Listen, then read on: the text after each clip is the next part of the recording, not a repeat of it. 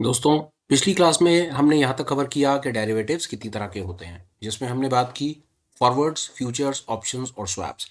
As कि इस particular playlist में हमारा मेन फोकस ऑप्शंस और उससे रिलेटेड स्ट्रैटेजीज होने वाला है, तो हम फॉरवर्ड्स, फ्यूचर्स और स्वैप्स के बारे में कोई बहुत ज़्यादा बातचीत नहीं करेंगे। हाँ, आप पढ़ने में इंटरेस्टेड है, इस बुक का पीडीएफ आपको टेलीग्राम चैनल पर भी मिल जाएगा, और अगर आप कहेंगे, कमेंट करेंगे, तो वो हम आपको वीडियो के डिस्क्रिप्शन में आपके मेल आईडी पर भी फॉरवर्ड कर देंगे। डिले नहीं करते, बात को आगे बढ़ाते हैं। उससे पहले नमस्कार, मेरा नाम है मयंक और स्वागत है आप सबका आपके अपने चैनल फाइनेंशियल फ्रंटलाइन में। डेरिवेटिव के टाइप्स, अब उसके अंदर में हम सीधा चलते हैं अपनी बातचीत को लेकर के ऑप्शंस पर। विदाउट वेस्टिंग एनी फर्दर एडो, देखते हैं कि ऑप्शंस क्या है। ऑप्शंस कहता है, ऑप्शंस कॉन्ट्रैक्ट है। उससे पहले हमने पढ़ा कि ये डेरिवेटिव का पार्ट है। डेरिवेटिव वो होते हैं जो अपनी वैल्यू किसी और एसेट से डिराइव करते हैं, वो हमने कंप्लीट कर लिया। अब ये बताता है ऑप्शन जो है वो कॉन्ट्रैक्ट है। कॉन्ट्रैक्ट से सीधा सीधा आप ये मतलब समझ के चलिए कि यहाँ पर दो पार्टी इन्वॉल्व है। एक यहाँ पर माल खरीद रहा है और दूसरा यहाँ पर माल को बेच रहा है, इसलिए उसने उसको बोल दिया कि ये कॉन्ट्रैक्ट है। सरल शब्दों में समझेंगे, ये एक लीगल बाइंडिंग फॉर्म है जिसमें दो लोग आपस में इन्वॉल्व होते हैं, उसको कॉन्ट्रैक्ट कहा गया। इसमें एक बायर होता है और इसमें एक सेलर होता है। आगे चलते हैं। That give rights not the obligation to buy or sell the underlying on or before stated date as stated price। अंग्रेजी में लिखा है, मुश्किल है, समझने में दिक्कत होती है, क्योंकि ये लिखा हुआ ही अगर इतनी सरलता से समझ आ जाता तो फिर हमें ऐसे किसी वीडियो की ज़रूरत नहीं थी। हम इस किताब को पढ़ करके ही अपनी बात को आगे बढ़ा लेते। और मोटा मोटा इसके अंदर में हम इस बात को और सरल करने की कोशिश करते हैं और देखते हैं कि हम इसको कैसे समझेंगे। यहाँ तक ऑप्शन ये कॉन्ट्रैक्ट हो गया, दूसरा ये डेरिवेटिव हो गया, तीसरे नंबर पे इसमें एक बायर और एक सेलर इन्वॉल्व हो गया।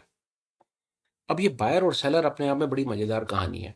ऑप्शन जो एज इन ये जो कॉन्ट्रैक्ट है, ये क्या कहता है, ये बायर को ना, याद रखिएगा, ये बायर को एक ना राइट देता है।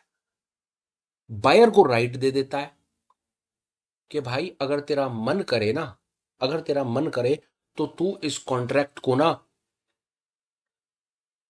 लीगलाइज कराने के लिए या इस कॉन्ट्रैक्ट को एग्जीक्यूट कराने के लिए आ जाइए। से मतलब है बायर को राइट है। और सोच करके देखिए, अगर वो उसको राइट दे रहा है कि भाई तेरा मन करे तो तू आ जाइयो, हम तेरी सामने कमिटमेंट पूरी करके दे देंगे। तेरी कमिटमेंट जो हम आज तेरे को कागज के ऊपर लिख करके दे रहे हैं, वो कमिटमेंट हम तेरी ऑनर कर देंगे। पर सोचिए कि सामने वाला अपनी वो जो बायर है वो कमिटमेंट ऑनर कराने तभी आएगा ना जब उसको कोई फायदा हो रहा होगा। अगर वो लॉस हो रहा होगा तो कोई बेवकूफ़ ही होगा कि वो कमिटमेंट ऑनर कराने आएगा। तो ये एक इंपॉर्टेंट डिस्टिंक्शन हमें समझ करके चलनी है, जो आगे हमें बहुत हेल्प करेगी कि ऑप्शंस के अंदर में जो बायर होता है ना, उसके पास राइट होता है। किस बात का राइट होता है कि अगर वो प्रॉफिटेबल होगा तो वो अपने कॉन्ट्रैक्ट को एग्जीक्यूट कराने के लिए आ जाएगा, उस कॉन्ट्रैक्ट के बेसिस के ऊपर प्रॉफिट लेने आ जाएगा। और अगर वो लॉस पे रहा तो फिर वो घर बैठेगा। ऑब्वियसली अगर कोई लॉस में होगा तो वो उस कॉन्ट्रैक्ट में आकर के सामने आकर के ये थोड़ी कहेगा कि भाई मैं लॉस में हूं और तुम मेरे से लॉस का पैसा वसूल कर लो। ऐसा कभी भी नहीं होगा। ये ऑप्शन के उस कॉन्ट्रैक्ट में ये इस कॉन्ट्रैक्ट में लिखा गया है कि भाई लॉस हुआ तो तेरी मर्जी, तेरा मन करे तो मैं पैसे दे दूं। पर ऑब्वियसली लॉस की सिचुएशन में तो कोई किसी को पैसे देता नहीं है। पर हाँ, अगर तेरे को प्रॉफिट हो रहा हुआ तो तू आ जाइयो, गारंटी है। अगर तेरे को प्रॉफिट हो रहा होगा तो हम तेरे को प्रॉफिट दे देंगे। वहीं दूसरी तरफ ये क्या कहता है, बायर को तो इसने एक राइट दे दिया कि अगर तेरे को प्रॉफिट हो रहा होगा तो तू एग्जीक्यूट करा लियो इस कॉन्ट्रैक्ट को। और सेलर को ये ऑब्लिगेशन दे दी, सेलर के सिर के ऊपर एक तलवार लगा करके रख दी कि अगर गलती से बायर आ गया एग्जीक्यूट कराने के लिए तो सेलर को हर कंडीशन में उसकी कमिटमेंट को ऑनर करना पड़ेगा। आप उसको ऐसे समझ लीजिए कि दो लोगों के बीच में शर्त लग गई। इसको सरल तरीके से समझ लगते हैं, ये दो लोगों के बीच में शर्त लग गई। एक आदमी ने, इंडिया पाकिस्तान के मैच के बेसिस के ऊपर शर्त लग गई। इंडिया ने कहा, एक आदमी ने कहा कि इंडिया जीतेगा, दूसरे ने कहा कि कोई परेशानी नहीं है, इंडिया हार जाएगा, इंडिया नहीं जीतेगा। अब जिसने कहा कि इंडिया जीतेगा उसने कहा कि ठीक है, दोनों शर्त लगा लेते हैं, 50-50 रुपए की, 100 रुपए की, या वॉट एवर अमाउंट की शर्त लग गई 1 मिनट के लिए। अब इंडिया जीत गया। अब जो जीता, जिसने ये क्या रखा था कि इंडिया जीतेगा, वो जाएगा दूसरे वाले के पास, ऐसे देख भाई मैंने कहा था जीता, कमिटमेंट ऑनर कर। अब सामने वाला किसी भी कंडीशन में ये अपनी कमिटमेंट ऑनर करेगा। अब इसको ऐसे समझ लीजिए, जो ये कह रहा है कि इंडिया जीतेगा वो ऑप्शन का बायर है, और जो ये कह रहा है कि इंडिया नहीं जीतेगा, इंडिया हारेगा, वो ऑप्शन का सेलर है।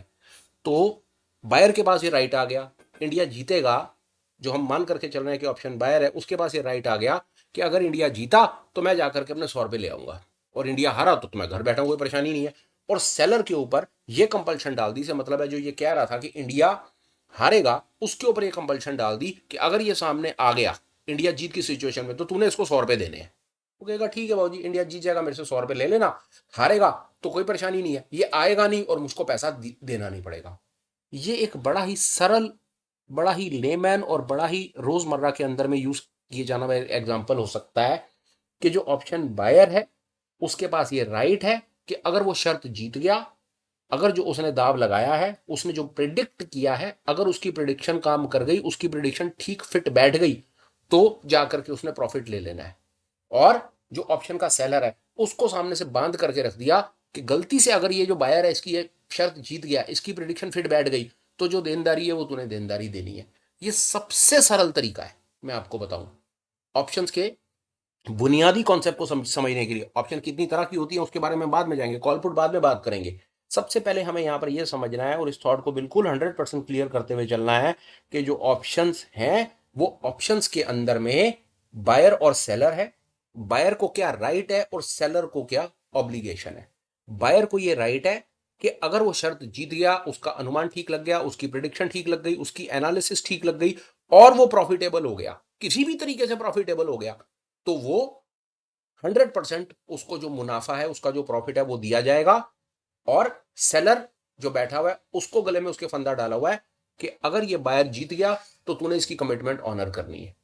अगर ये बात आपको समझ आती है तो आगे की गेम बहुत अच्छे से समझ आ जाएगी। आगे बढ़ने से पहले सबसे पहले पहले नंबर के वीडियो पे जाइए, उसके बाद इस वीडियो को कम से कम 4-5 बार देखिए।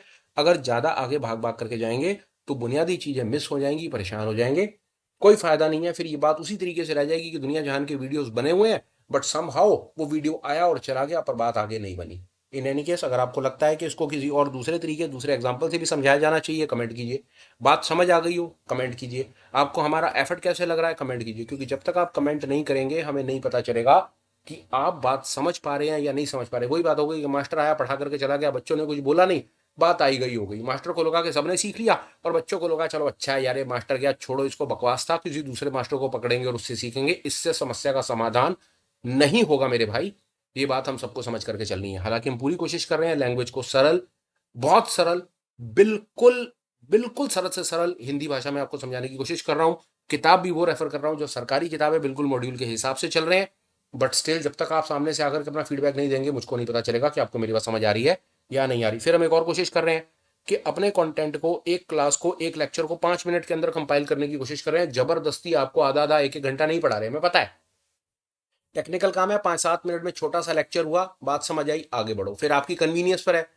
एक बार आपको इसके 10-20 वीडियोस मिल जाते हैं तो फिर आप उसको अपनी पेस के हिसाब से, कभी आपके पास 15-20 मिनट का टाइम है, आधे घंटे का टाइम है, तो आपने 2-3 वीडियोस अच्छे से देख लिए, एक एक वीडियो को 2-2 बार देख लिया, थॉट्स को क्लियर किया, आगे बढ़ा।